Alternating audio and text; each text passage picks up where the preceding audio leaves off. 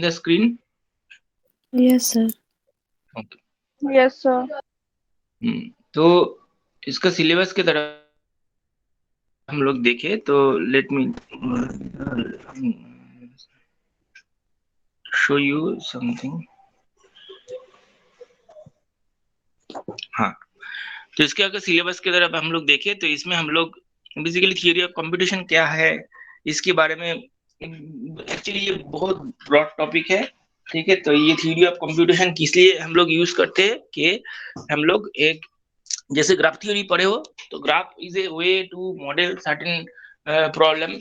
ठीक है, तो ये एकदम basics, these are basics. Advance level में, कंप्यूटेशन लेवल में जब जब हम लोग कोई कंप्यूटेशनल प्रॉब्लम को हम लोग मॉडल करना चाहते हैं, स्पेशली डिसीजन प्रॉब्लम क्या है, मैं अगर नहीं बताया हो तुम लोगों को कि what is decision problem is a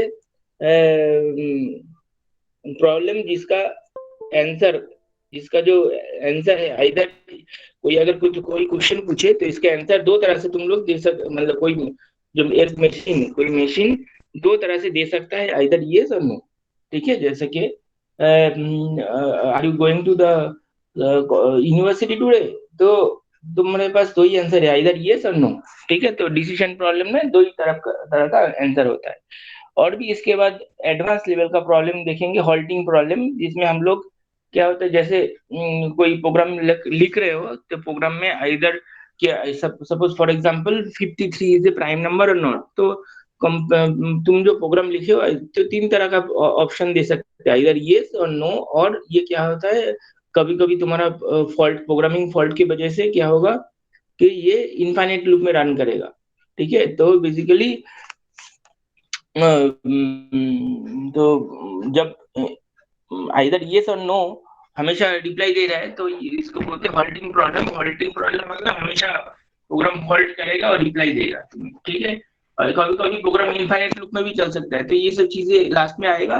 ये सब चीज कंप्यूटेशन के लास्ट भाग में आएगा। तो ये जो थियरी ऑफ कंप्यूटेशन में हम लोग क्या करते हैं, जो मैथमेटिकल जो भी सोसाइटी में कॉम्प्लेक्स प्रॉब्लम है, इसको वन काइंड ऑफ मॉडल करते हैं फ्रॉम जो ये जो प्रॉब्लम है जनरली मशीन ओरिएंटेड, तो मतलब तुम लोगों को कंप्यूटेशन ओरिएंटेड। ठीक है, ऐसे सर बहुत सारा सोसाइटी में प्रॉब्लम है जिसको हम लोग मॉडल कर सकते हैं, जिसका ब्रॉड टॉपिक हम लोग मैथमेटिकल मॉडलिंग में पढ़ते हैं। मैथमेटिकल प्रॉब्लम में हम लोग सोसाइटी के बहुत सारे प्रॉब्लम लेके चलते हैं, और इस थ्योरी ऑफ कंप्यूटेशन में हम लोग क्या करेंगे, बेसिकली कंप्यूटर ओरिएंटेड जो जो चीजें हैं कंप्यूटेशन के लिए जो जो चाहिए, वो सब चीजें डिजाइन करने के लिए हम लोग जो मॉडल बनाते हैं, तो इसको थ्योरी ऑफ कंप्यूटेशन में देखते हैं। जैसे कि एक तुम एटीएम मशीन में गए तो एटीएम मशीन में from the point you have entered and touch the machine, ATM machine, तो ये जो machine one state to another state movement करता है, तो ये सब मूवमेंट कैसे सर होगा, ये सब चीजें हेलो होगा। सर ये सर वॉइस क्लियर नहीं आ रही है आपकी। आप थोड़ा सा आराम से बोलते तो वॉइस क्लियर हो जाती सर। ऐसे क्लियर नहीं हो रही है आपकी आवाज। और ये बोले सब, is it the problem with everybody? Yes sir. Yes sir. Yes sir.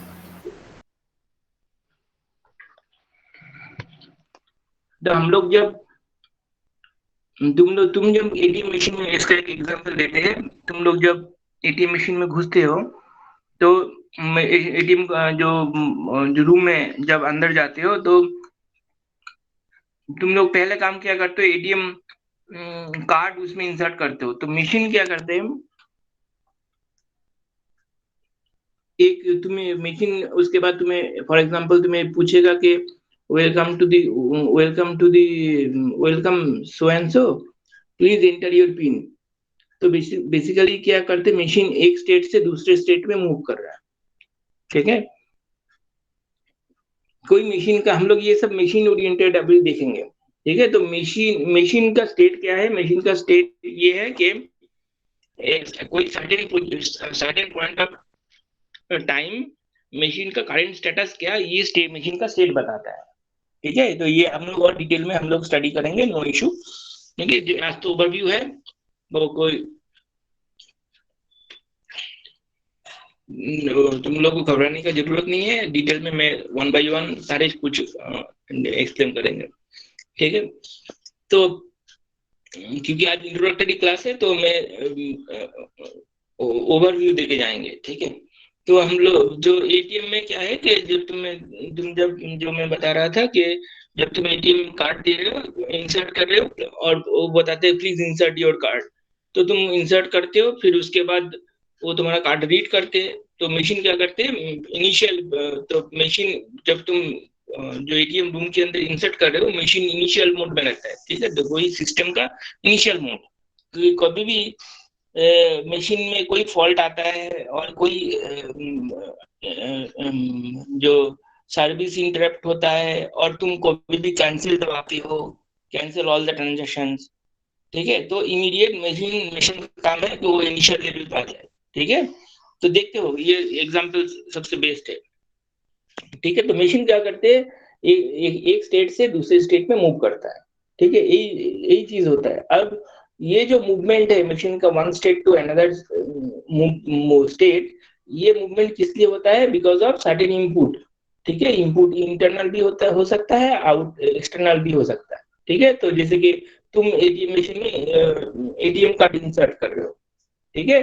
तो एटीएम कार्ड जब इंसर्ट कर रहे हो तो this is a external input, ठीक है। बाहर का एक इनपुट आ रहा है, तो उसके ऊपर बेस करके मशीन कार्ड रीड करके तुम्हें नेक्स्ट मशीन का स्टेटस दिखा रहा है, ठीक है। Is that clear?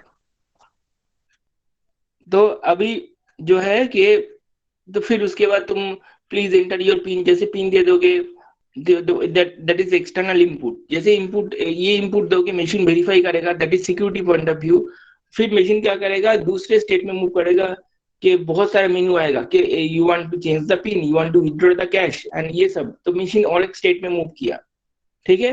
तो इस पॉइंट ऑफ व्यू से देखो कि मशीन एक स्टेट से दूसरा स्टेट में मूव कर रहा है। मूव कर रहा है किसके ऊपर बेस करके, देयर आर सर्टेन इनपुट, ठीक है, फ्रॉम द एक्सटर्नल एनवायरनमेंट और इंटरनल एनवायरनमेंट। हम लोग जो अभी जो स्टडी करेंगे मेजॉरिटी जो है जो तुम्हें देखेगा, मेजॉरिटी जो देखेगा तो एक्सटर्नल इनपुट के ऊपर भी है, इंटरनल इनपुट भी हो सकता है, नो इशू, ठीक है।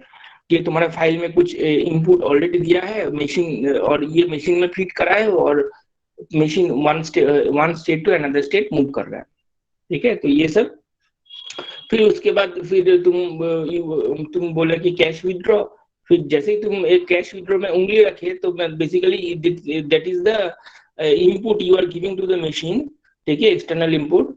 एंड मशीन क्या कर रहा है, एक स्टेट से दूसरे स्टेट में मूव कर रहा है कि तुम्हें एक मैसेज दे रहा है पॉपअप विंडो में कि एंटर द अमाउंट। तो तुम जब जैसे एंटर कर रहे हो तो मशीन और एक स्टेट में मूव कर रहा है और फिर अमाउंट प्रोसेस करके मनी दे रहा है। तो these are one different states of machine. तो मशीन इसके द्वारा क्या करते हैं, एक स्टेट से दूसरे स्टेट में मूव करता है। तो ये सब चीजें जो हम लोग जो वीडियो कंपटीशन में क्या देखेंगे, भाया ग्राफिकल डायग्राम, ये सब चीजें डिसाइड करेंगे, मतलब दिखाएंगे, ठीक है। इतना कॉम्प्लेक्स मशीन के पॉइंट ऑफ व्यू, मतलब इतना बैकग्राउंड में क्या क्या कोडिंग हो रहा है, ये सब हो रहा है, ये सब नहीं। एक कॉम्प्लेक्स मॉडल, भाया कॉम्प्लेक्स मॉडल, मशीन कौन से स्टेट से कौन से स्टेट में मूव कर रहा है और उसमें इनपुट किसकी इनपुट के ऊपर बेस करके ये सब मूवमेंट हो रहा है, इनपुट है कि नहीं है, कि कुछ बिना इनपुट का ही मशीन मूव कर रहा है। तो ये सब चीजें हम लोग, ये जो कॉम्प्लेक्स मॉडल, ठीक है, तो ये हम लोग इस कोर्स में हम लोग देखेंगे। तो इसमें तो ये सब चीजें जानने के लिए तुम्हारा ये जो सिलेबस में है, तो ये है regular language and regular grammar, ठीक है। तो कोई भी जब मशीन ये फर्स्ट ऑफ ऑल ये जो कोर्स तुम थ्योरी ऑफ कंपटीशन स्टडी कर रहे हो, तो ये ज्यादातर चीजें ये कंपाइलर डिजाइन में काम में आता है और भी बहुत सारे फील्ड में काम आता है। रियल लाइफ एप्लीकेशन बहुत मतलब देयर आर सेवरल फील्ड्स जिसमें रियल लाइफ एप्लीकेशन है, जैसे कि सॉफ्टवेयर डुप्लीकेशन इसमें है। फिर इसरो में जो स्पेस से रिलेटेड काम हो रहा है उसमें इसके application I have got it. And जैसे सी प्रोग्रामिंग लिखते हो, सी प्रोग्रामिंग लिखते हो कि फिर बैकग्राउंड में तुम्हें सिंटैक्स एरर देता है कभी, तो सिंटैक्स एरर ये सब बैकग्राउंड में ये सब थ्योरी ऑफ कंप्यूटेशन मॉडल चलता है, और इसके बेसिस पे तुम्हें रिप्लाई मॉडल चलता है, और इसके बेसिस पे तुम्हें रिप्लाई वगैरह भी मिलता है कि तुम देखे होगे कि जब तुम कोई भी प्रोग्राम लिख रहे हो और प्रोग्राम में एक ब्रैकेट का मिसमैच हो रहा है, ब्रैकेट कम दे दियो, जैसे प्रिंट टैब लिखे हो ब्रैकेट एक दे दियो और एंड ब्रैकेट देना भूल गए, प्रिंट टैब खत्म करके फिर तुम कंपाइल कर रहे हो, तो तुम्हें ज्यादातर इट इज ए ऑब्वियस जो कंपाइलर की तरफ से एरर आएगा कि there is a bracket mismatch. तुम लोग देखे हो कि नहीं जब कोई कोडिंग की हो, ये ब्रैकेट मिसमैच वाला कोई एरर? एनीबॉडी, किसी ने देखा है ब्रैकेट मिसमैच? Yes sir. हाँ, तो ब्रैकेट मिसमैच ये जो प्रॉब्लम बैकग्राउंड में चलता है कोई भी कंपाइलर में, ये जो प्रोग्राम मॉडल है उसको बैलेंस पैरेंथेसिस प्रॉब्लम बोलते हैं। ठीक है, तो कोई भी जब तुम प्रोग्राम को कंपाइल करते हो तो ये सब बेसिक नॉमिनल चेकिंग बैकग्राउंड में चलता है, जिसके ऊपर तो कोई भी प्रोग्राम लिखते हो दो तरह का एरर होता है स्टैंडर्ड, एक होता है कंपाइल टाइम एरर, एक होता है रन टाइम एरर। ठीक है, तो कंपाइल टाइम एरर में ये सब चेक होता है कि ये जो आपने जो सिंटेक्स लिखा है वो सही है तो ये जो वन काइंड ऑफ जो चेकिंग होता है उसको बोलते हैं बैलेंस्ड पैरेंथेसिस प्रॉब्लम। किसी को अगर और डिटेल में जानना है तो गूगल करो, ये वेल नोन प्रॉब्लम है, वेरी फेमस, और कोर्स के आखिर में ये प्रॉब्लम डिस्कस करेंगे जब ट्यूरिंग मशीन वगैरह ये सब स्टडी करेंगे। ठीक है, तो मैं तुम्हें सजेस्ट करता हूँ कि तुम एक बार जाके बैलेंस पैरेंथेसिस प्रॉब्लम क्या है वो देख लो। ठीक है, इसमें क्या होता है कि कोई भी कोड जब एक स्कैन होता है तो उसमें जो कंपाइलर क्या करते हैं कि जो स्टार्टिंग ब्रैकेट जितना है एंडिंग ब्रैकेट वो इतना सही है कि नहीं, कि मतलब इतना काउंटिंग सही है कि नहीं, नॉट ओनली सही है कि नहीं, ये काउंटिंग जैसे ब्रैकेट स्टार्ट होगा तभी जाके एंड होगा, नहीं कि पहले एंड होगा फिर स्टार्ट होगा। तो ये सब चीजें बैलेंस पैरेंथेसिस प्रॉब्लम में चेकिंग होता है। ठीक है, कोई भी ब्रैकेट अगर तुम स्टार्ट किए फिर उसके बाद पहले एंड कर दिए फिर उसके बाद स्टार्ट किए, तो ये सब प्रॉब्लम बैलेंस पैरेंथेसिस प्रॉब्लम में टेक केयर होता है। ठीक है, तो कोई भी कोडिंग में ये सब बेसिक नॉमिनल चीजें होता है। तो ये सब चीजें भी हम लोग यहाँ पे देखेंगे कि भाई मशीन मॉडल, मतलब हम लोग कोडिंग तो नहीं करेंगे पर वो एक कॉम्प्लेक्स मॉडल के द्वारा कैसे प्रॉब्लम को हम लोग एक्सप्लेन कर सकते हैं कि ये सब चीजें हो सकता है, ताकि आम आदमी को मतलब जो एक टॉप व्यू, जो प्रॉब्लम का एक टॉप व्यू मिल सके कि हम लोग ऐसे ऐसे प्रोग्रेस करेंगे। ठीक है, तो जैसे कि ठीक है, तो इतना ही काफी है। एंड सॉफ्टवेयर इंजीनियरिंग तुम लोग स्टडी किए हो? सॉफ्टवेयर इंजीनियरिंग तुम्हारा कोर्स में है? No sir. No sir. ठीक है, नो इशू। तो किसी को इंटरेस्ट है तो सॉफ्टवेयर, क्योंकि तुम लोग इस फील्ड में स्टडी कर रहे हो तो सॉफ्टवेयर इंजीनियरिंग का ऑफकोर्स थोड़ा थोड़ा करके स्टडी कर लेना। ठीक है, काफी इंटरेस्टिंग सब्जेक्ट है। एक फेमस बुक है राजीव कुमार का, IIT खड़गपुर का फैकल्टी है, तो उनका एक जो छोटा सा बुक है वो थोड़ा थोड़ा करके स्टडी कर लेना। ठीक है, ये तुम्हारा तो जो ये जो कोई भी कोर्स का स्टडी करने के लिए ये सब बेसिक चीजें तुम्हें एक पुशअप, एक्स्ट्रा पुशअप देता है। ठीक है, ये सब स्टडी कर लेना। ठीक है, थोड़ा थोड़ा करके।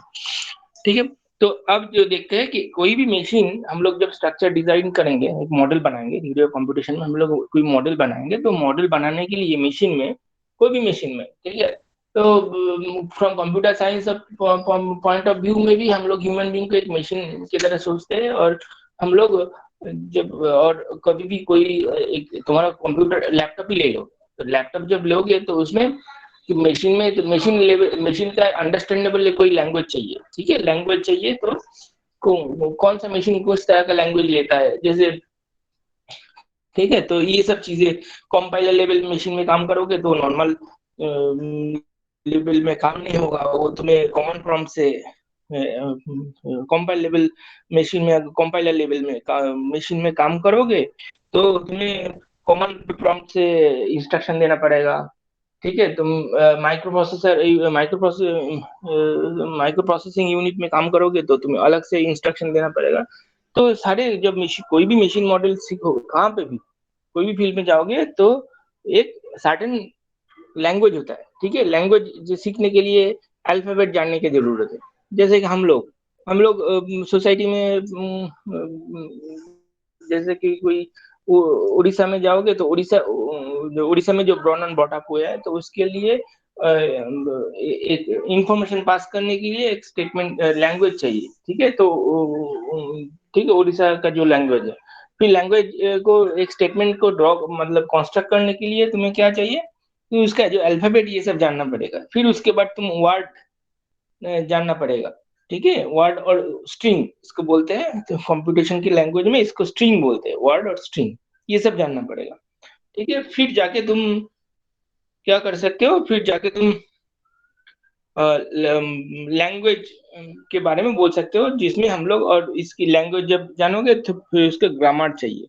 तो थ्योरी ऑफ कंपटीशन में एक जो बेसिक, एकदम सिंपल बेसिक जो लैंग्वेज है वो है रेगुलर लैंग्वेज, ठीक है। तो और रेगुलर लैंग्वेज की कॉरेस्पॉन्डिंग मेरे पास जो लिटरेचर में जो ग्रामर है उसको रेगुलर ग्रामर बोलते हैं। देखो पहले जो चीज हम लोग अभी स्टडी करेंगे, और जो मशीन इसको, ये जो लैंग्वेज लेके ये जो मशीन में हम लोग काम करेंगे उसको फाइनाइट ऑटोमेटा, ठीक है। तो there are variety of finite automata जो अवेलेबल, जो हम लोग स्टडी करेंगे, एंड सिलेबस जो पार्ट ऑफ योर और इंटरेस्ट वो है finite deterministic finite automata, non deterministic finite automata,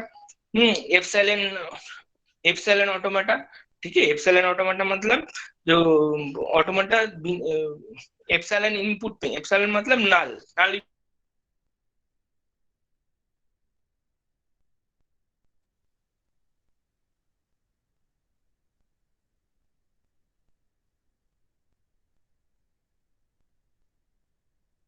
and next जो है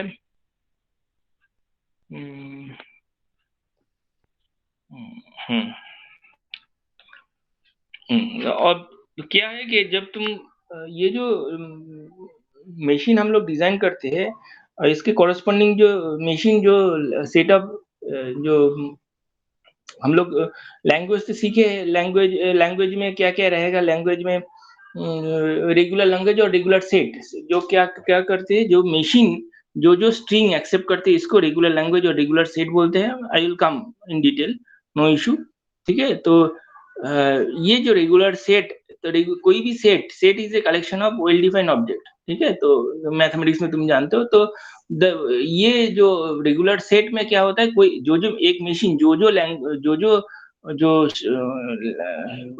वर्ड और स्ट्रिंग एक्सेप्ट करते हैं, वो सब जाके वो लैंग्वेज के अंदर, सेट के अंदर रहता है, तो इसको रेगुलर सेट बोलते हैं। ये रेगुलर सेट तुम अगर डिस्क्रीट मैथमेटिक्स स्टडी करोगे तो सेट का बहुत तरह का रिप्रेजेंटेशन है। तो इस सेट का जो ब्रैकेट के अंदर जो एलिमेंट है उसको तुम सारा लिख लिए।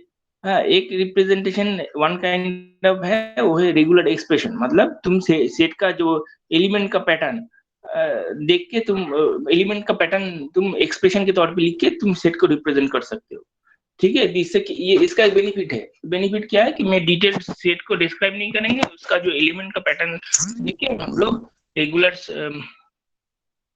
सेट को डिस्कस करेंगे, ठीक है।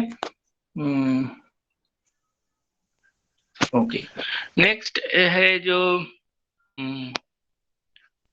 रेगुलर एक्सप्रेशन हो गया, language associated with the regular expression, ठीक है। Basically language associated with the regular expression is regular language, ये ठीक है।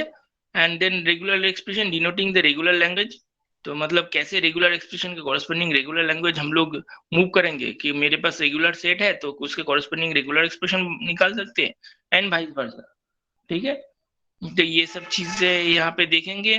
अच्छा, दो तरह का जनरली रेगुलर ग्रामर में दो तरह का ग्रामर होता है, left linear grammar and right linear grammar, ठीक है। और जो है इसमें नेक्स्ट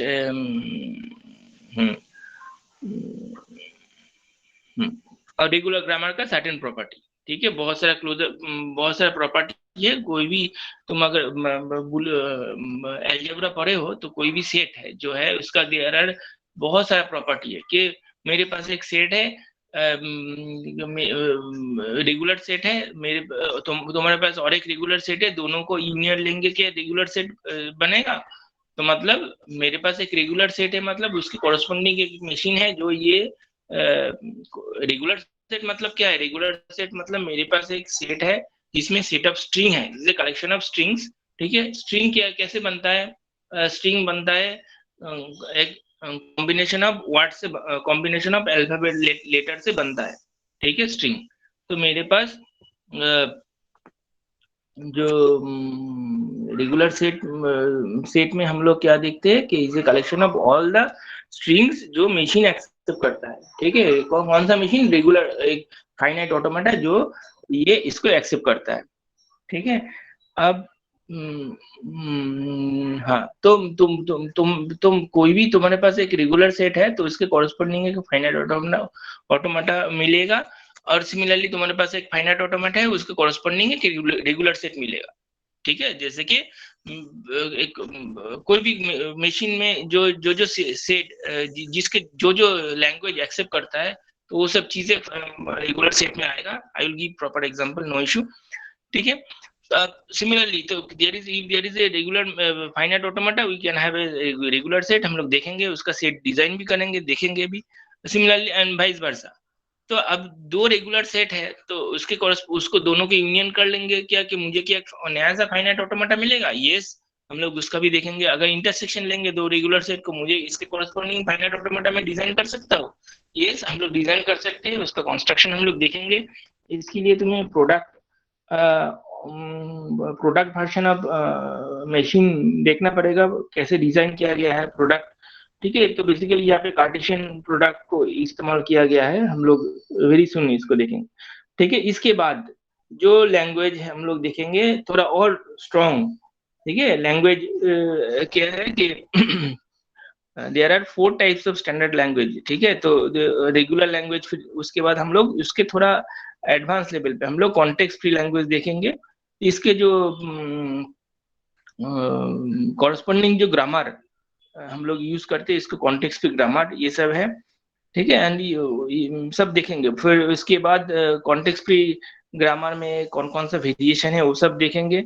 हाँ, इसके बाद देखो ये चोमस्की नॉर्मल फॉर्म, जो ये जो कॉन्टेक्स्ट फ्री ग्रामर दो तरह से हो सकते हैं। इसका फॉर्मेट यहाँ पे हम लोग स्टडी करेंगे, Chomsky normal form, Greibach normal form, ये सब हम लोग देखेंगे। नेक्स्ट जो है linear bounded automata, sorry push down automata, इसके कॉरस्पॉन्डिंग जो लैंग्वेज वो भी स्टडी करेंगे। ठीक है, एंड फिर उसके बाद इसके there are certain example and cross example जो एडवांस लेवल पे वो भी देखेंगे। नेक्स्ट हाई लेवल पे हम लोग 2D मशीन ये देखेंगे जो एडवांस लेवल पे।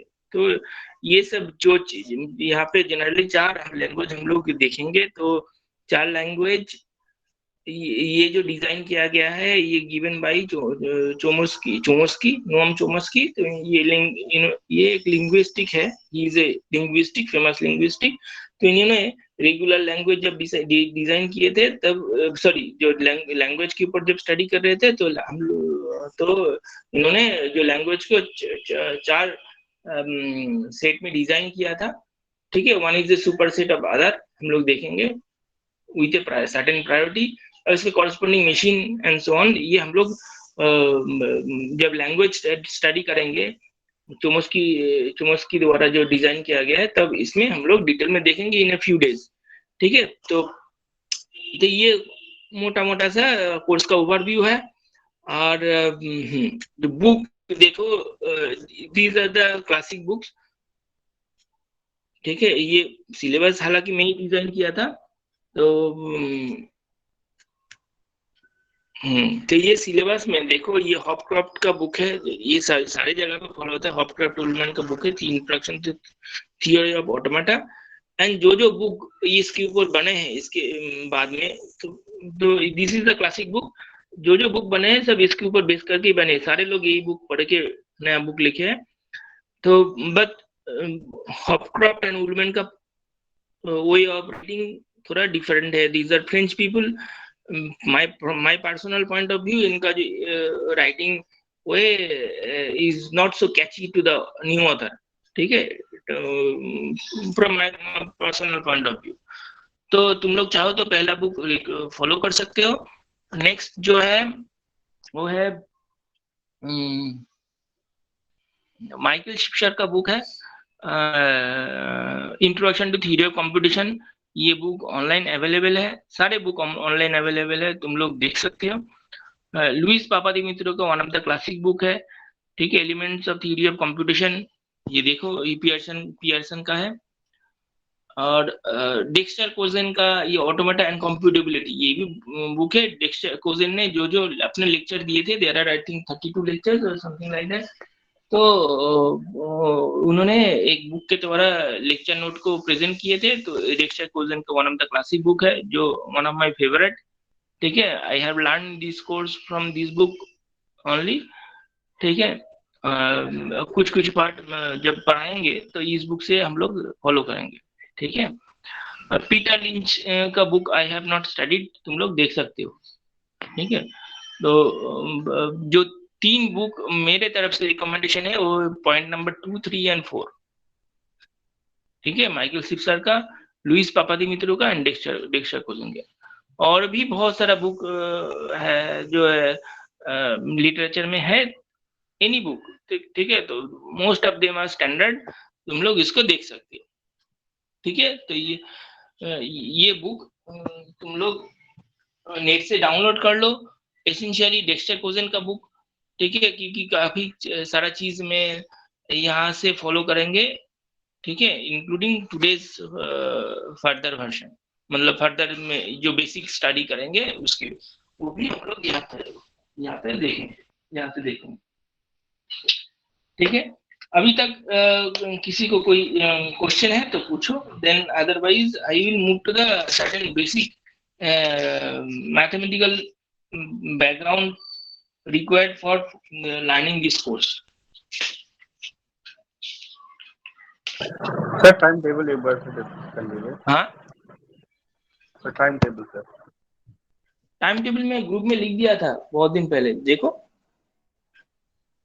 सर 12 से 1 सर जो ट्यूसडे लिखा सर उस दिन सर उसकी क्लास है, ग्राफ की क्लास है। 12 से 1 में तुम्हारा टाइम टेबल में तो कोई क्लास नहीं है, मैं तो देखा नहीं सर, 12 से 1 हम लोग की क्लास है ग्राफ की। ग्राफ का क्लास है, ठीक है। नो इशू, नहीं लेंगे, दूसरा दिन लेंगे। कम से कम जो 9 बजे का, क्योंकि मेरा डिपार्टमेंट का कोई बहुत सारा रिस्पॉन्सिबिलिटी रहता है, क्लास भी रहता है, तो फिलहाल के लिए तो जो है कि कहाँ लिखा था, हाँ, 9 बजे का क्लास आई प्रेफर, ठीक है। 9 बजे जो क्लासेस रहता है उसको मैं प्रेफर करता हूँ, क्योंकि मेरे डिपार्टमेंट का क्लास पूरा दिन चलता है। तो फिलहाल तो ट्यूसडे, फ्राइडे एंड सैटरडे जो तुम लोग का खाली है, 9 बजे से 10 बजे एंड 10 बजे से 11 बजे, ठीक है, तो मैं एक्सटेंड कर दूंगा। और इसके बाद अगर तुम लोग, बहुत लोगों को दिक्कत है सर 9 बजे दिक्कत हो रहा है, तो please bear with me for few days, department का सारा क्लास एडजस्ट हो जाए तो मैं तुम लोगों का क्लास भी अगर हो सके तो 10 बजे, क्योंकि मेरा तो टाइम टेबल है ही 10 बजे से Monday, Tuesday, Wednesday and Thursday 10 बजे से है ही। तो इस टाइम पे मैं वापस आ जाऊंगा अगर जरूरत पड़े। सर ज्योति मैम भी सब कुछ टाइम टेबल चेंज किए हैं सर, एक बार आप राघव सर से डिसाइड करके नया टाइम टेबल बनवा दीजिएगा। नहीं, टाइम टेबल क्या है, मैं बात कर लिया हूँ, बोले सर आप अपने हिसाब से क्लास ले लो। टाइम टेबल ज्योति मैम क्या सुबह 9 बजे से क्लास ले रहे? नहीं सर, कुछ टाइम टेबल मैम ने चेंज किया है अभी, मतलब मेरे पास है नया टाइम टेबल में भी मेरे 10 से 11 क्लास है, और वो भी मंडे से थर्सडे 10 से 11 क्लास है, ठीक है। तो टाइम टेबल चेंज करना कोई नहीं, जो तुम्हारा डिपार्टमेंट का जो फैकल्टी है वो उस हिसाब से लेगा एज पर दिया टाइम टेबल। मैं ऑफिस में बात कर लिया, मतलब राघव चौबे सर से बात कर लिया, तो क्योंकि मेरा टाइम टेबल का सर्टेन लिमिटेशन है, क्योंकि I am associated with mathematics department, तो I have to give class priority to the mathematics department. And then जो टाइम स्लॉट खाली है तो उसी वहां पे मुझे तुम लोग का क्लास लेना है, ठीक है। तो फॉर द टाइम बिंग मेरा जो एज पर द शेड्यूल, जो अपडेटेड शेड्यूल मेरे पास है, तो उस हिसाब से 10 से 11 मंडे टू थर्सडे मेरा स्लॉट तो है ही है। तो क्योंकि अभी फिलहाल मेरा डिपार्टमेंट में सर्टेन चेंजेस हो रहा है क्लास का, तो within few days you will get to know final one. तो फिलहाल तो मैं 9 से 10 ही लेता हूँ, फिर बाद में देखेंगे, जरूरत पड़े तो मैं चेंज कर दूंगा, नो इशू, ठीक है। तो as per the new time table मेरे पास जो देख मेरे पास है अभी, तो वो है 10 से 11, ठीक है, ओके। और कुछ?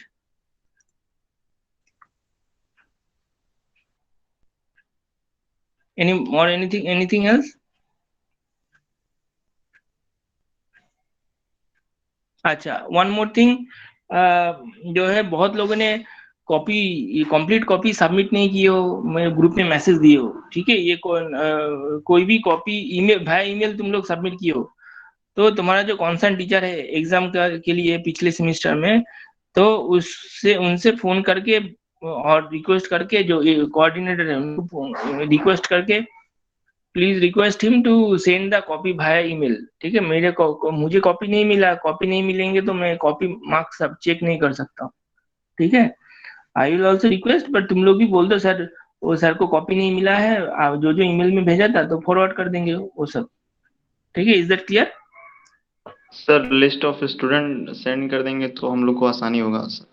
लिस्ट ऑफ स्टूडेंट क्या, लिस्ट ऑफ स्टूडेंट तुम लोग निकाल लो, जो जो ईमेल किए हो तुम लोग। लिस्ट ऑफ स्टूडेंट क्या है कि कुछ लोग आधा भरे हो, मतलब कुछ सर लोग जो आपको मतलब नहीं मिला हो वो कॉपी।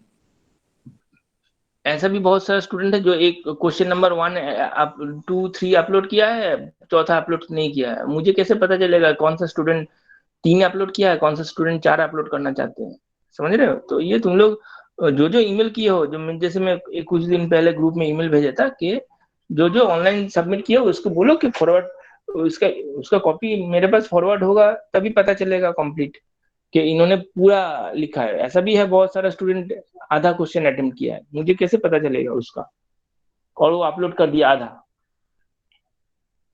ठीक है। तो ऐसा भी है बहुत सारा कि सर 3 क्वेश्चन अपलोड हो पाया, चौथा क्वेश्चन अपलोड नहीं हुआ। तो ये तो तुम लोग एक्सेल शीट बनाओ गूगल फॉर्म में, तो पता चल जाएगा।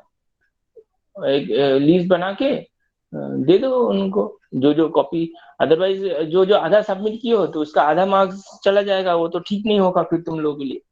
ऐसा भी है बहुत सारे लोग आधा सबमिट किए, कोई है ऐसे आधा सबमिट किए आधा नहीं किए? ये सारे लोग इधर फुल और नाल नन ऐसा किए है? कोई है जो क्वेश्चन आधा सबमिट किए है, कि आधा इधर सबमिट किए आधा उधर सबमिट किए है? Yes sir. Yes sir. हाँ, तो ये सब स्टूडेंट को भी तो लेना पड़ेगा। तो मुझे ऑनलाइन खोल के थोड़ी पता चलेगा कि कौन कितना सबमिट करना चाहते हैं। तो ये सब स्टूडेंट का ईमेल भी मिल जाएगा, तो मैं एकदम डायरेक्ट ईमेल से चेक करके मार्क्स सबमिट कर देंगे, समझ रहे? सर मेल को फॉरवर्ड कर दे आपको, हाँ मेल को फॉरवर्ड कर दे आपको जो हाँ, मिला। बस यही तो होता है, मेल फॉरवर्डिंग होता है, बस और कुछ नहीं होता है। जो सर चेक हो गया क्या हाँ, असाइनमेंट? असाइनमेंट भी चेक हो रहा है अभी, असाइनमेंट अभी चेक नहीं हुआ, चेक हो रहा है, कंप्लीट नहीं हुआ है, ठीक है। तो अब सर चलते आपका मेल हैं सर एक कि बार प्रोवाइड कर दीजिए। उनके पास है, उनके पास ईमेल आईडी है, ठीक है। वो शिवशंकर@bhu वाला मेरा होम पेज में मिल जाएगा, bhu वाला ईमेल आईडी है, उसमें फॉरवर्ड करते हैं लोग, ठीक है। शिवशंकर@bhu.ac.in, ठीक है। Okay sir. तो एक बार सर से वर्बली बोल देना कि सर हम लोग का जो ईमेल वाला कॉपी टीओसी के लिए, सॉरी डेटा स्ट्रक्चर के लिए गए थे, तो उसको आप काइंडली शिवशंकर सर को फॉरवर्ड कर दीजिए। तो जब, क्योंकि अभी क्लास चालू हो गया, दूसरा कॉपी भी मैं जांच रहा हूँ, दूसरे जो से कोर्स है। तो जब तुम लोग का, क्योंकि तुम लोग का कॉपी पूरा नहीं था, तो इसलिए मैं तुम लोग का स्टार्ट नहीं कर पाए, तो दूसरा वाला स्टार्ट कर दिए कॉपी। जैसे तुम लोग का कॉपी आ जाएंगे तो टाइम निकाल के मैं तुम लोग का भी चेक कर दूंगा। ठीक है। ये सर जो इंचार्ज है, कौन है? गंगाराम सर है इंचार्ज ओपन बुक टेस्ट का। Who is the incharge open book test का?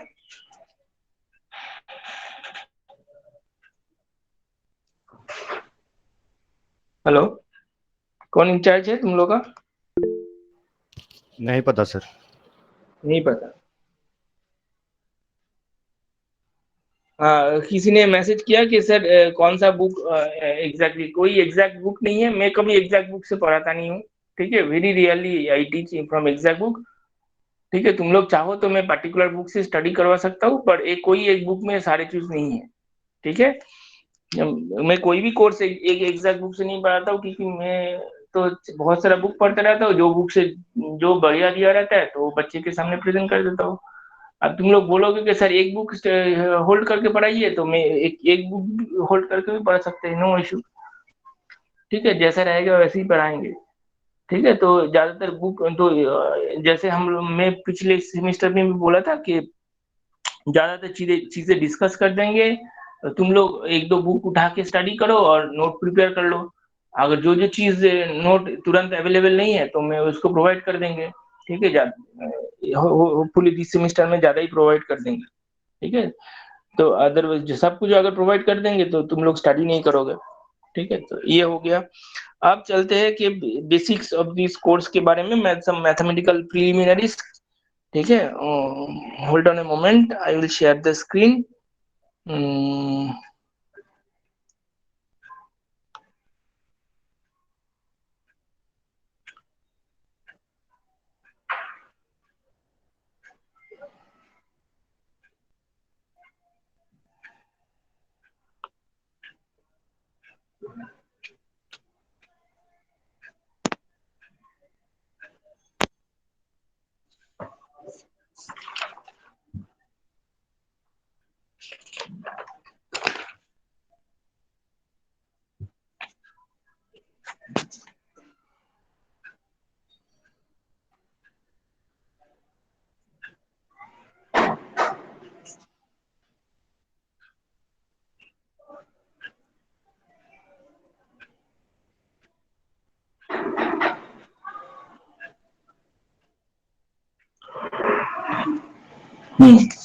तो ये जो बुक जो तुम लोग देख रहे हो ना, ये जो है, ये ऑटोमेटा एंड कॉम्पिटिबिलिटी, ये डेक्स्टर कोजन का बुक है।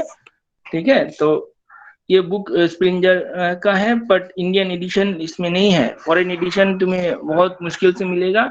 और भी बीएचयू में तो बहुत, I don't know about your department, even मेरे डिपार्टमेंट में भी नहीं है। ठीक है, मैं काफी दुकान में बोला हूँ डिपार्टमेंट सप्लाई देने के लिए, तो नॉट अवेलेबल। तो ये तुम्हें ऑनलाइन मिल जाएगा ये कॉपी, नो इशू, डरने का कोई बात नहीं है, फ्रीली अवेलेबल।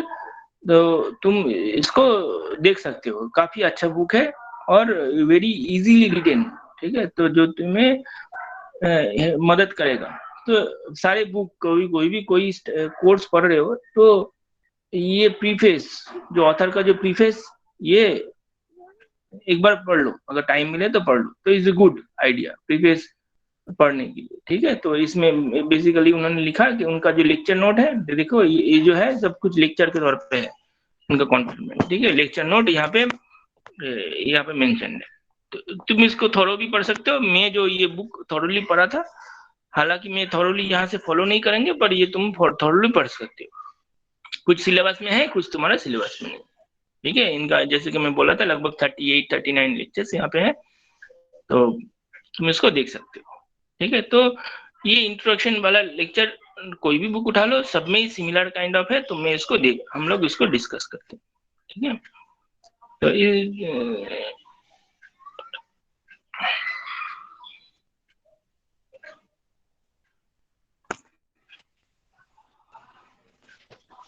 तो ये जो हम लोग में स्टार्टिंग में एक बार डिस्कस किया था डिसीजन प्रॉब्लम है, तो decision problem is a function with one bit output. One bit output मतलब जो कोई एक मशीन है तो उसमें अगर डिसीजन प्रॉब्लम को भेजोगे तो मशीन एक रिप्लाई देगा ये और नो, वन बिट। और तो ये और नो को हम लोग बुलियन अलजेब्रा में 0 और 1 के तौर पे रिप्रेजेंट कर सकते हैं। ये जॉर्ज बुली ने अराउंड 1800 के बाद ऐसा कुछ डिसाइड किया था कि हम लोग जो है ये जो नो है हम लोग बेसिकली तो इसको हम लोग 0 और 1 से रिप्रेजेंट कर सकते हैं। ठीक है, तो जॉर्ज बुली ने ये दिया था।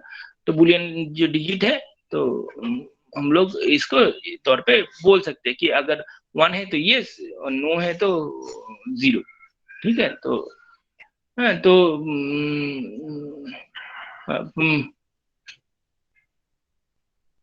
ठीक है, तो बेसिकली इसमें क्या है कि तुम ये एग्जांपल स्टडी कर लो कि कोई एक एग्जांपल है कि ये ग्राफ इज कनेक्टेड और not, given a graph is connected है कि नहीं, तो इसका दो तरह का आंसर होगा, इधर ये और नो, इन बिटवीन कुछ नहीं है।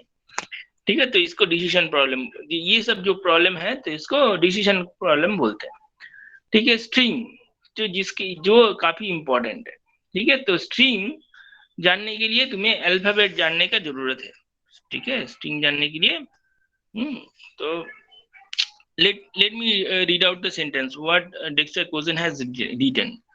ठीक है, so now our first abstraction to our first abstraction we'll always take the set of possible inputs to the decision problem. ठीक है, तो decision problem में input, अच्छा कोई भी कंप्यूटर में इनपुट जो है जो वो क्या है स्ट्रिंग के तौर पे जाता है। ठीक है, तो 0 और 1, ठीक है, जो किसकी स्ट्रिंग किसके ऊपर बेस करके होता है, स्ट्रिंग अल्फाबेट के ऊपर बेस करके होता है। जैसे कि डीएनए में स्ट्रिंग देखोगे, स्ट्रिंग में ACGT ये सब अल्फाबेट सेट से लिया गया है, ये सब लेटर्स ही है।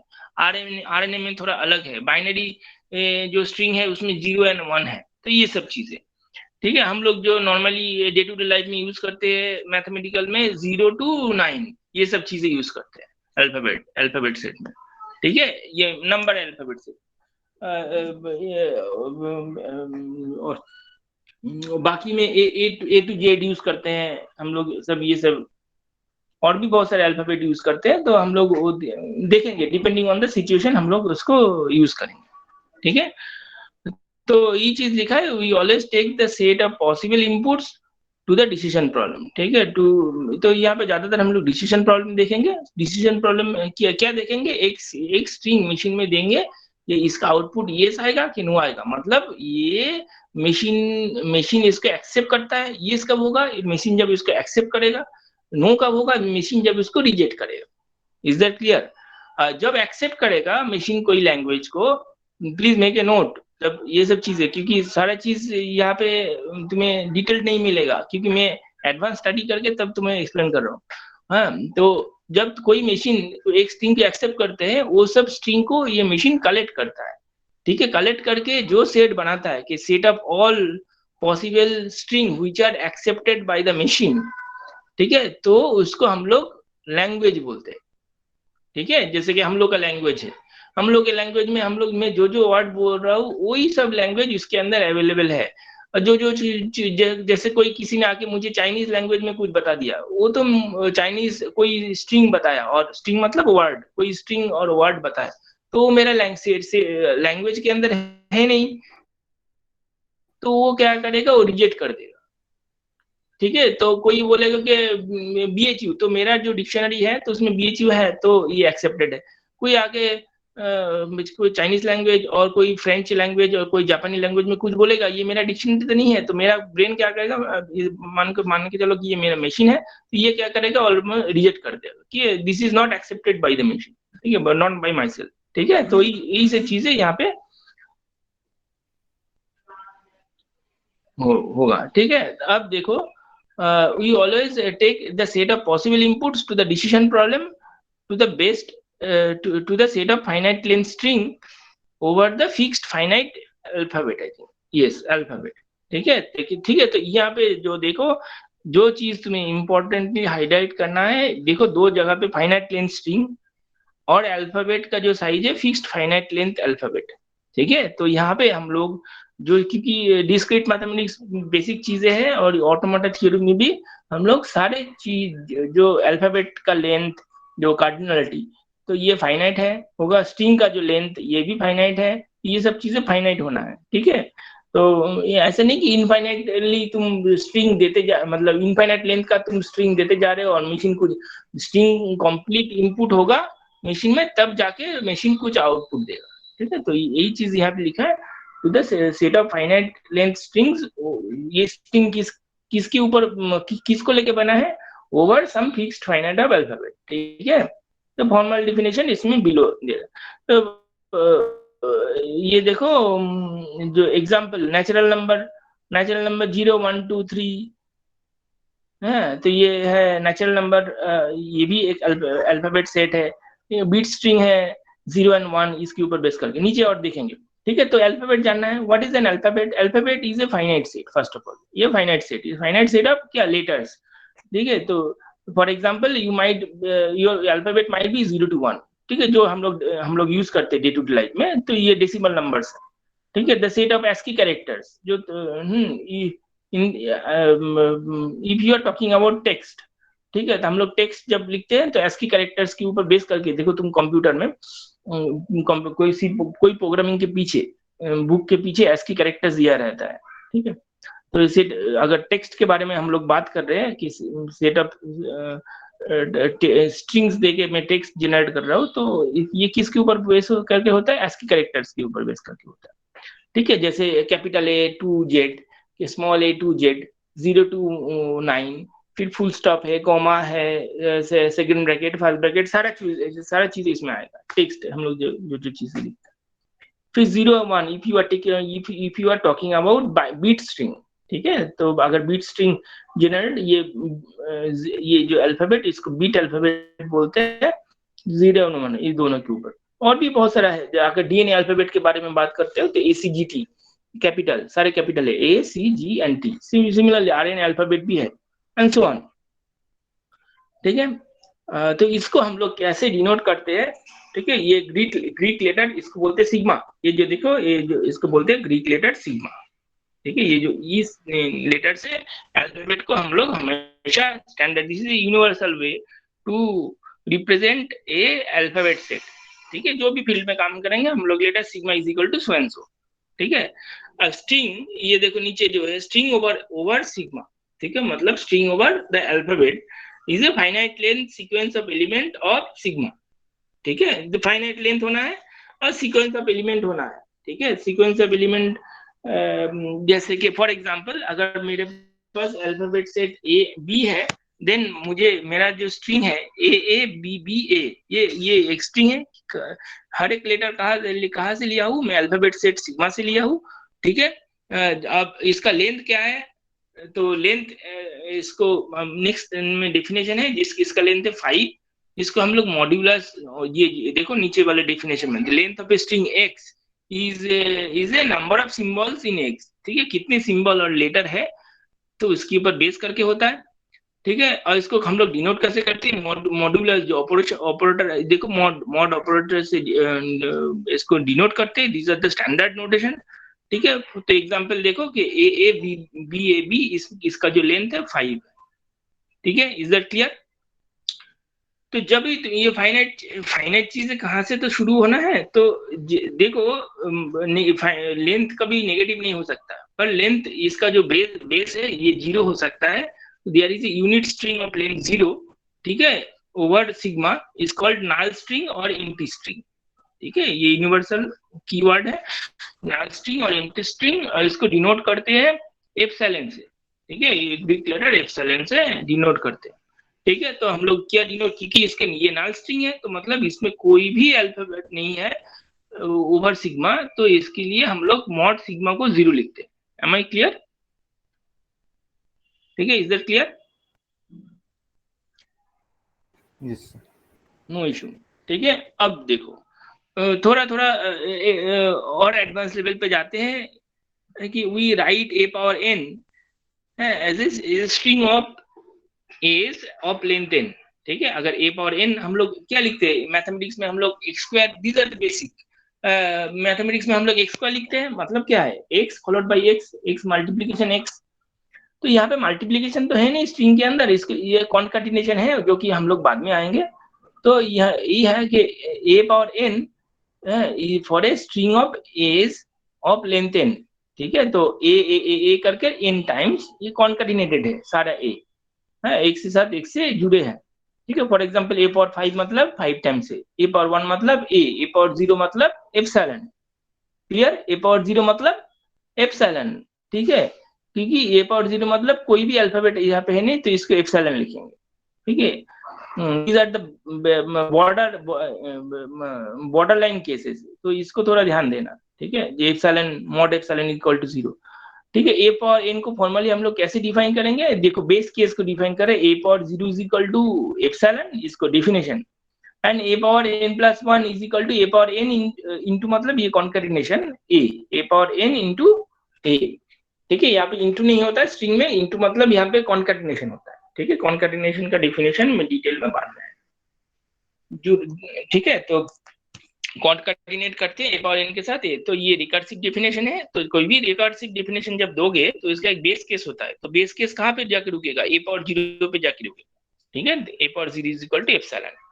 तो कोई भी स्ट्रिंग के साथ अगर मान के चलो कि a कॉन्कैटिनेशन एप्सिलॉन, क्या होगा इसका answer,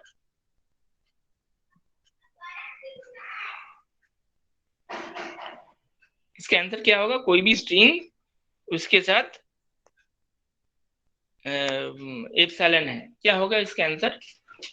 suppose a concatenation with epsilon, क्या होगा इसका आउटपुट, मतलब आंसर। सर 0।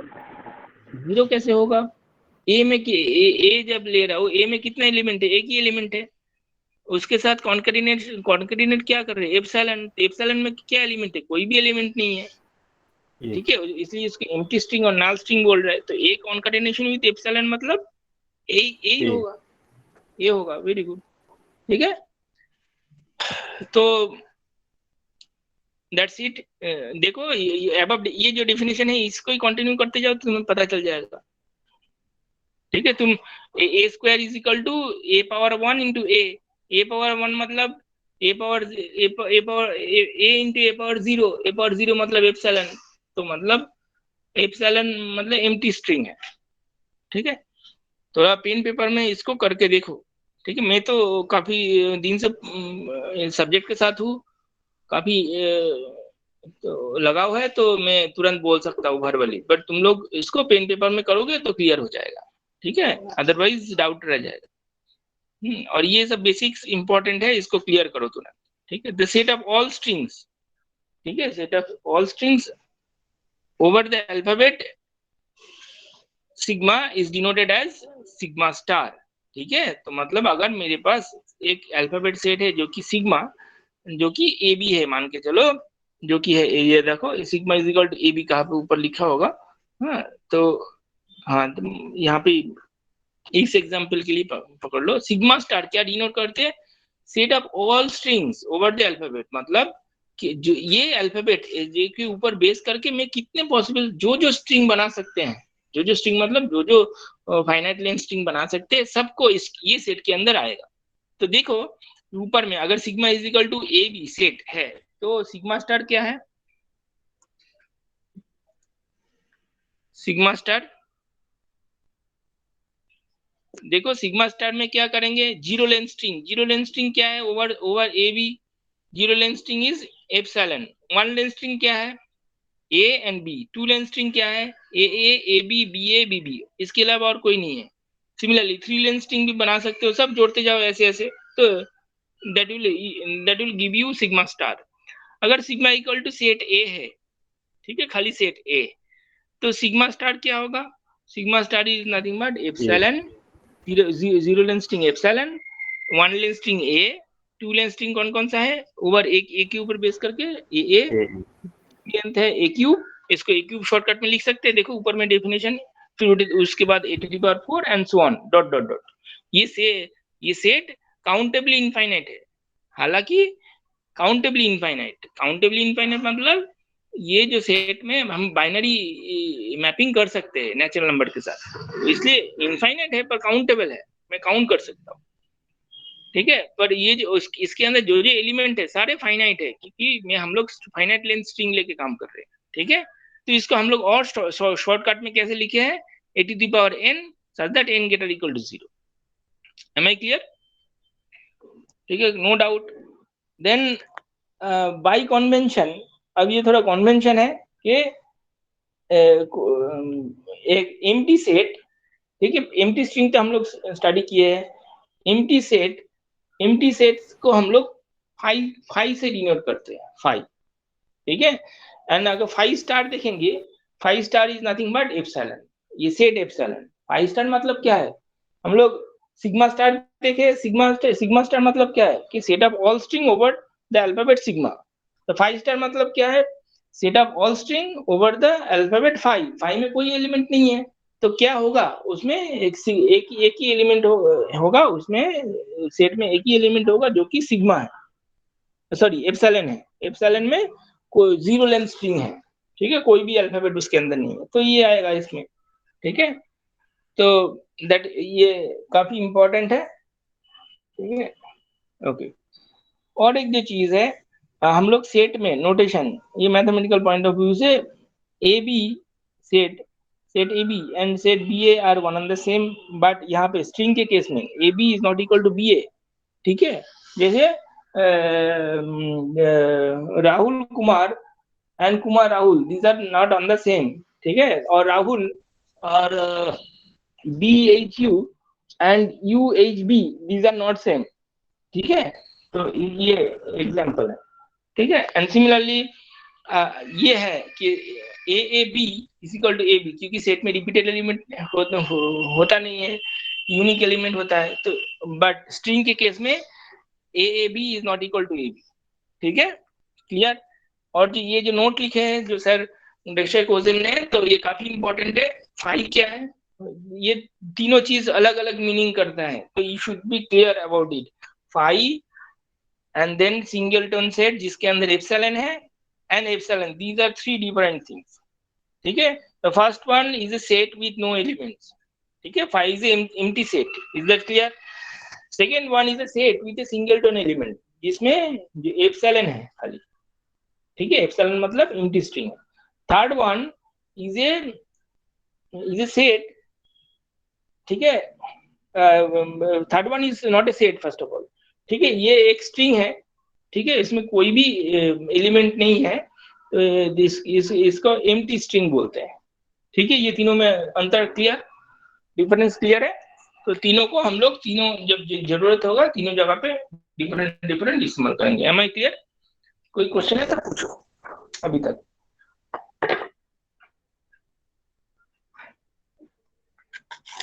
Any doubt?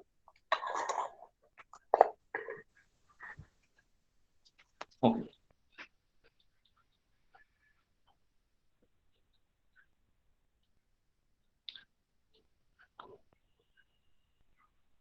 तो हम लोग स्ट्रिंग तो डिफाइन कर दिया, अब ये स्ट्रिंग देख करेंगे क्या? सिमिलरली अलजेब्रा में हम लोग अल्फाबेट नंबर सिस्टम को डिफाइन किया है, नंबर देके करेंगे क्या? हम लोग नंबर के अंदर ऑपरेशन डिफाइन करते हैं। सिमिलरली यहाँ पे भी स्ट्रिंग के अंदर सर्टेन ऑपरेशन है।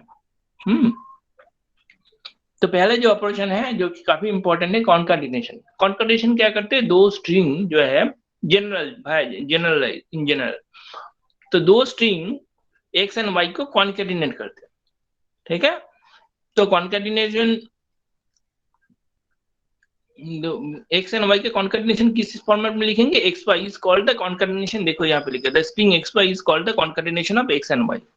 Note that X Y and Y X are different in general, ठीक है। ये कॉन्केटिनेशन जो प्रॉपर्टी है एसोसिएटिव है, तो एसोसिएटिव मतलब क्या है कि पहले एक्स वाई को कॉन्केटिनेट करो, फिर उसके बाद जेड को कॉन्केटिनेट करो, और ये जो है पहले वाई जेड को कॉन्केटिनेट करो, उसके बाद पहले उस एक्स के साथ वाई जेड को कॉन्केटिनेट करो, सेम ही आंसर आएगा, ठीक है। तो एसोसिएटिव प्रॉपर्टी इसमें होल्ड होता है, ठीक है। कॉम्पिटिटिव नहीं है, ये तो हम लोग आगे भी देखे थे। कौन who is joining now? Shivam Kumar तुम्हारे क्लास में है? Shivam Kumar yes sir, class में है। क्लास में है? शिवम सिंह। डोंट नो, ठीक है। तो उसके बाद देखो नाल स्ट्रिंग जो अभी मैं क्वेश्चन पूछा था, नाल string epsilon is identity for concatenation. तो मतलब आइडेंटिटी मतलब कि एप्सिलॉन कॉन्कैटिनेशन विद एक्स, और जिसको हम लोग मैं मोस्ट ऑफ द केसेस में इनटू बोल देता हूँ, epsilon into X is equal to X into epsilon is equal to X. ठीक है, तो अभी तक किसी ने बोला था sir epsilon into X is X, तो क्योंकि एक्स में एक्स का जो एलिमेंट है वो तो है ही है, और एप्सिलॉन इज एम्प्टी स्ट्रिंग, तो उसमें कुछ है नहीं, तो दोनों को कॉन्कैटिनेट करो, एप्सिलॉन हट जाएगा तो एक्स रहेगा। सिमिलरली कोई भी स्ट्रिंग के बीच में अगर एप्सिलॉन देंगे तो भी वही स्ट्रिंग पर्टिकुलर रहेंगे। तो एप्सिलॉन को कहाँ पे भी इनपुट कर सकते हैं डिपेंडिंग ऑन रिक्वायरमेंट। और एक चीज है कि एक्स वाई का जो लेंथ है, जो ये जो स्ट्रिंग एक्स वाई का उसका जो लेंथ है, और एक्स को अलग से वाई का अलग से लेंथ निकाल के जोड़ेंगे तो सेम ही आएगा। तो mod of xy is nothing but a mod x plus mod y। ठीक है, these are the basic properties हैं, तो कॉन्कैटिनेशन के ऊपर बेस करते हैं। ठीक है, मोनोइड भी तुम लोग स्टडी कर सकते हो, ज्यादा इंपॉर्टेंट है नहीं तुम्हारे कोर्स के लिए, तुम लोग स्टडी कर सकते हो। अब जो इम्पोर्टेंट है प्रीफिक्स ऑफ स्ट्रिंग, तो I will take another 10 to 15 minutes of class, तो let us see how much I can cover from the introduction part. A prefix of a string x, ठीक है, a prefix of a string x is an initial substring of x। substring किसको बोलते हैं? तो let me move to certain example. Substring कुछ है नहीं, तो सबस्ट्रिंग मतलब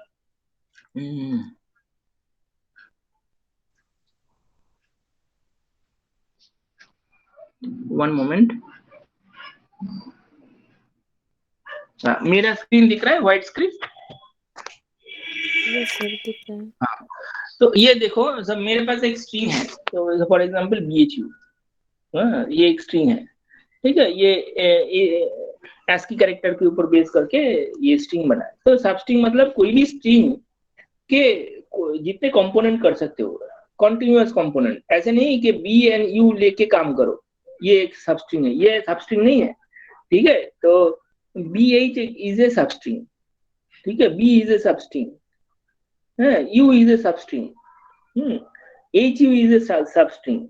तो these are the there are possible several possible substring तुम लोग निकाल सकते हो, नॉट ए इशू। अब यहाँ पे बोला है कि प्रीफिक्स जो है कहाँ पे है, prefix is a prefix of x, जो कि एक स्ट्रिंग है, prefix of string x is initial substring of x. ठीक है, तो that is a string y for which there exists a string z such that x equal to yz। ठीक है, अगर तो y को हम लोग प्रीफिक्स बोलेंगे अगर मुझे एक z मिला जो जिसको मैं बाद में बैठा सकता हूँ। ठीक है, ये मैथमेटिकल पॉइंट ऑफ व्यू से, दैट इज सबस्ट्रिंग क्या है, string y for which there exist a z, there exist a string z, ये एम्प्टी भी हो सकता है। ठीक है, such that x equal to yz, ये मैथमेटिकल पॉइंट ऑफ व्यू। अब थोड़ा प्रैक्टिकल एग्जांपल के पॉइंट ऑफ व्यू से देखते हैं कि ये जो एग्जांपल है ABAAB, ये किसका प्रीफिक्स है? This is one of the prefixes of this set. ठीक है, देखो the initial substring, clear. Similarly null string is a prefix of every string, ये तो क्लियर है ही है, ये हम लोग देखे थे। देखो पहले आइडेंटिटी है ना, तो इसलिए तो null string कोई भी स्ट्रिंग के प्रीफिक्स हो सकता है। ठीक है, तो प्रॉपर तो एग्जांपल, पहले एग्जांपल देख लेते हैं, फिर उसके बाद तो ये क्यों, अगर मेरे पास एक स्ट्रिंग है तो इसका प्रीफिक्स क्या क्या होगा बताओ तो, anybody? Sir B epsilon, B BH and epsilon. B B H and epsilon, और एक भी है B H U, H B H U H भी सब नहीं, बी एच यू है। बोलो बोलो, नो इशू, जो बोलो क्लियर हो जाएगा, डरो मत, बोलो। एच भी होगा ना सब स्ट्रिंग? कैसे होगा? इनिशियल प्रीफिक्स, इनिशियल सबस्ट्रिंग अच्छा। बोला है, इनिशियल बोला है ना, तो एज तो इनिशियल नहीं है, एज तो इंटरमीडिएट है। तो बी क्यों लिखा है, क्लियर है, क्योंकि ये यहाँ पे है। देन कोई बोला कि बी एच होगा, ठीक है। एप्सिलॉन है क्योंकि epsilon is by default initial substring हो सकता है। बी एच यू क्यों लिखा हूँ? बी एच यू क्योंकि मैं पीछे एप्सिलॉन भी जोड़ सकता हूँ, ठीक है। तो ये हो गया इनिशियल सबस्ट्रिंग, तो इसलिए मैं इसको, ये these are the prefixes of B H U, clear, ठीक है। अब देखते हैं थोड़ा एडवांस लेवल पे कि प्रॉपर प्रीफिक्स किसको बोलते हैं, ठीक है। क्योंकि ये जो डेफिनेशन में अभी बोला था कि ये Z can be epsilon also, मैं बोला था ना, there exist a string Z such that Z is X equal to Z. तो यहाँ पे एक्स, अगर X equal to B H U है, Y equal to B H U है, तो जेड एप्सिलॉन है। तो ये जेड के बारे में कोई रिस्ट्रिक्शन नहीं था, ठीक है। अब देखो प्रॉपर प्रीफिक्स में, ये जो y is the proper prefix of x if y is not equal to epsilon and y is not equal to x। तो मतलब ये अगर प्रॉपर प्रीफिक्स में बात करेंगे BHU का, तो BHU का जब प्रॉपर प्रीफिक्स बात करेंगे, कौन कौन से एलिमेंट यहाँ से बाहर हो जाएगा, देखो तो, एप्सिलॉन और बीएचयू, एप्सिलॉन एंड BHU ये निकल जाएगा। तो प्रॉपर प्रीफिक्स कौन कौन सा है? B and BH। Is that clear? Yes, sir. Okay, very good. तो सिमिलरली सफिक्स भी होगा, तो सफिक्स यहाँ पे नहीं है, पर तुम लोग अंडरस्टैंड कर सकते हैं। प्रीफिक्स जो है ये पहले से इनिशियल सबस्ट्रिंग है, और जो सफिक्स जो है सिमिलरली प्रॉपर सफिक्स भी है, तो ये पीछे से, कोई स्ट्रिंग के पीछे से जो जैसे कि अगर मैं एक एग्जांपल निकालूं कि फिर से मैं एक स्टार्ट करूं कि अगर मैं BHU सेम एग्जांपल ले लूं, BHU, तो इसका सफिक्स क्या क्या होगा?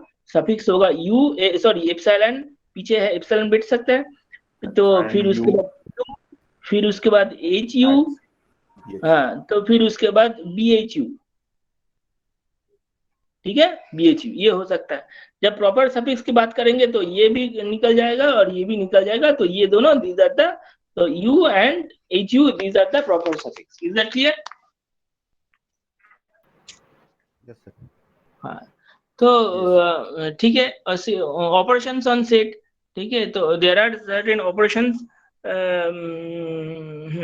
तो पहले है यूनियन। यूनियन तुम जानते हो, यूनियन कैसे करते हैं, क्या है सेट के अंदर, सेम यहाँ पे होगा। यहाँ पे सेट का एलिमेंट स्ट्रिंग है, नॉर्मली तुम इन जनरल सबके लिए किए हो। अब यहाँ पे सेट का जो एलिमेंट है ये स्ट्रिंग है, तो दोनों से यूनियन, जैसे तुम डेफिनेशन सेट थ्योरी के है, सेम डेफिनेशन। सेट इंटरसेक्शन है, सेट कॉम्प्लीमेंट है। अब सेट कॉम्प्लीमेंट कैसे डिफाइन होगा, ठीक है, तो जैसे कि ऊपर में देखो, sigma, set complement of sigma star, set complement in sigma star. तो बेसिकली सिग्मा एक अल्फाबेट है, सेट है, सिग्मा स्टार मुझे set of all possible string मिला ओवर सिग्मा, तो basically this is my universal set, है ना। फिर ए, अगर ए इज ए सबसेट अगर मैं लिया हूँ, नॉट ए मतलब इसका जो कॉम्प्लीमेंट है, तो कॉम्प्लीमेंट को कैसे डिफाइन करेंगे? Set of all string belongs to sigma star such that A does not belongs to A, X does not belongs to A, ठीक है, क्लियर। तो कोई और पर्टिकुलर कोई एग्जांपल देके बता दूं, जैसे कि नीचे और एक एग्जांपल दिया है कि set of strings sigma star of even length, in set of strings in sigma star in even length, तो इसका जो कॉम्प्लीमेंट लेंगे तो ऑड लेंथ स्ट्रिंग यहाँ से निकलेगा, ठीक है। सिमिलरली कॉनकैटिनेशन का फॉर्मल डेफिनेशन, सेट अभी तो स्ट्रिंग कॉनकैटिनेशन किए थे, अब सेट कॉनकैटिनेशन क्या है? ए बी, तो मतलब क्या है, ये जो एक इसमें this is collection of all such string X Y such that x a से निकाल के आएगा और y b से उठा के यहाँ पे जोड़ेंगे, तो ये सारा स्ट्रिंग a एंड b का सेट का जो कॉन्केटेनेशन में आएगा। क्लियर? अब देखो ये जो यहाँ पे एक एग्जांपल है, ये देखो a कॉमा b, जो तीसरा लाइन पे देखो a comma a b and b comma b a, इसका कॉन्केटेनेशन लिया है। तो क्या करेंगे, देखो पहले a, पहले सेट का a दूसरा सेट का b कॉन्केटेनेट करके a b मिला है। ठीक, सिमिलरली पहले के सेट का a दूसरे सेट का b a मिला के a b a हुआ है। फिर देखो पहले सेट का a b दूसरे सेट का b मिला के a b b हुआ है। नेक्स्ट पहले सेट का a b दूसरे सेट का b a मिला के a b b a हुआ है। Is that clear? कॉन्केटेनेशन। ठीक है, तो ये तुम लोग और यहाँ पे चेक कर सकते हो, यहाँ पे भी ए बी जो set concatenation A B is not equal to B A है, ये तुम वेरीफाई कर सकते हो, नीचे भी इसका डिटेल्स में दिखाया गया है। ठीक है, अच्छा हाँ, तो this will be the last part of this lecture. तो इसमें क्या है कि पावर, अभी तो स्ट्रिंग के power, string A power N देखे थे, कोई लेटर अल्फाबेट उसके पावर एन देखे थे, पावर हिसाब से देखे थे। ए पावर एन मतलब ए करके एन टाइम्स। अब सेट के पावर एन देखते हैं, इसका पावर कैसे define, A power N is a set of a set A is defined in the following way. तो यहाँ पे भी रिकर्सिव डेफिनेशन है। देखो ए पावर जीरो मतलब एप्सिलॉन है, ठीक है, by definition, and a power n plus 1 is nothing but a into a power n, a concatenation with a power n। तो ये ऐसा होते जाएगा। बेस केस क्या है, a power 0 is equal to epsilon। ठीक है, सिमिलरली अगर तुम a power m plus n दिख रहे हो तो a power m plus n is nothing but a power m into a power n, this also hold। ये एग्जांपल देखो, एग्जांपल ये अगर सेट है मेरे पास, capital A is equal to ab aab whole power 0, तो ये this is nothing but epsilon by definition. ठीक है, क्योंकि जीरो लेंथ स्ट्रिंग आएगा, जीरो लेंथ स्ट्रिंग क्या होगा, एप्सिलॉन ही नहीं आएगा, हाँ, as per the above definition. ठीक है, whole power 1 as per the above definition क्या है कि ए सेट होगा concatenation with A power 0, A power 0 मतलब एप्सिलॉन, एप्सिलॉन को कॉन्केटेनेट करो तो ए सेट आएगा। Is that clear? कोई इश्यू है?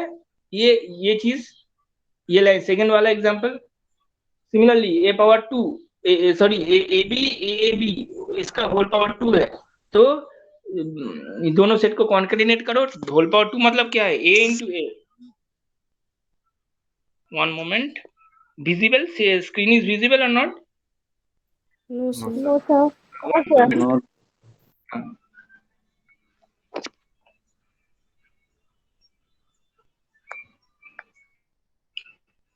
देखो आप विजिबल होगा।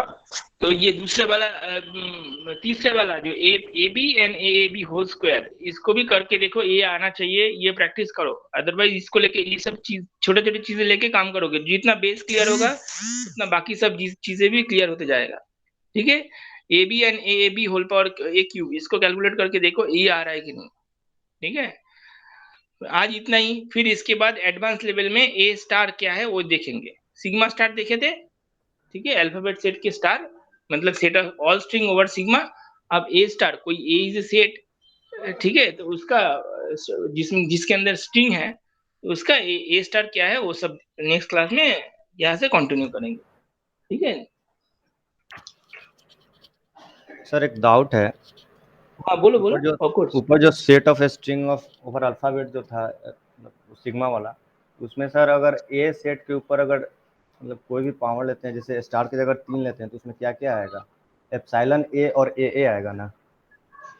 कौन सा, किसमें? सर एक ऊपर था ना set of string over alphabet sigma. हाँ हाँ हाँ हाँ, उसमें स्ट्रिंग में सिग्मा में क्या है, sigma is a alphabet set, ध्यान रखो, sigma is a alphabet set.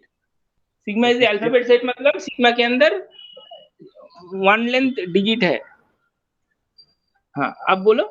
उसमें सर अगर ए सेट का अगर स्टार के जगह हम कोई पावर लेते हैं, जैसे 3 लेते हैं, तो उसमें क्या क्या आएगा? तो इसका तो एग्जांपल में दिखाया था, सिग्मा पावर कहाँ पे दिखाया था ना, ये यहाँ पे कहा गया नो इशू, तुम देख लो, तुम क्वेश्चन पूछो, मैं बता देता हूँ, क्लियर कर देता हूँ। Let us see my screen. ठीक है, तो यहाँ पे तुम बोला कि sir sigma is equal to, for example sigma is equal to same definition, ये तो सेट ही है, ये हालांकि 0 1 फॉर एग्जांपल, ये तो हम लोग देखे थे, और छोटा कर सकते हैं। तो तुम सिग्मा इक्वल टू दिस, तुम बोल रहे हो कि सर सिग्मा क्यूब क्या होगा, सेम डेफिनेशन होगा। सिग्मा क्यूब मतलब क्या है, sigma into concatenation with sigma into concatenation with sigma, तो इसका मतलब क्या है, कॉन्केटिनेट करो 0 1 concatenation with 0 1 concatenation with 0 1 as per the definition, ठीक है, ये कॉन्केटिनेशन है, ठीक है 0 1, तो कॉन्केटिनेशन निकालो तो क्या आएगा, बोलो तो, सारे जो 3 लेंथ स्ट्रिंग ओवर सिग्मा यही आएगा। Good question. सारे जो 3 लेंथ सिग्मा के ऊपर बेस करके 3 लेंथ स्ट्रिंग ये सब आएगा। कौन कौन सा आएगा मैं बता देता हूँ, तुम चाहो तो नोट कर लो। 0 0 0 आएगा, 0 0 1 आएगा, 0 1 0 आएगा, 0 1 1 आएगा, और क्या आ सकता है 1 0 0 आएगा, नोट कर लो। 8 पॉसिबल स्ट्रिंग हो सकता है, ठीक है, नोट कर लो। Cross product. हाँ ये नोट कर लो, मैं बता देता हूँ, अगर तुम्हें चाहिए तो मैं पूरा ही बता देता हूँ। सर वो तो मतलब क्रॉस प्रोडक्ट जो होगा वही आएगा। क्रॉस प्रोडक्ट से नहीं, कॉन्केटिनेशन से होगा। ये सर कॉन्केटिनेशन से। सर तो मेरा था डाउट कि सर अगर सेट अगर सिर्फ सिंगलटन ए लेते हैं, उसका अगर पावर 3 करते हैं तो उसमें क्या क्या है। सिंगलटन, हाँ अब बोलो कि मैं वो भी कर देता हूँ कि अब बोलो अब क्या है मेरे पास। सिंगलटन सेट ए है, उसमें क्या है बोलो। हाँ उसका वो 3 कीजिए सर, वो स्टार के प्लेस पे क्या है इसके अंदर, क्या है एलिमेंट, क्या है एलिमेंट ए सर, कोई भी element A.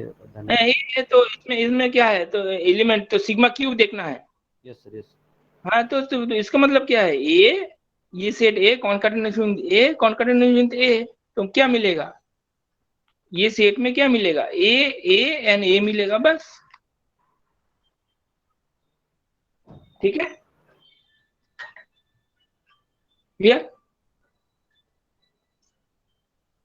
Hello, is that clear. और कोई क्वेश्चन पूछो, डाउट है तो।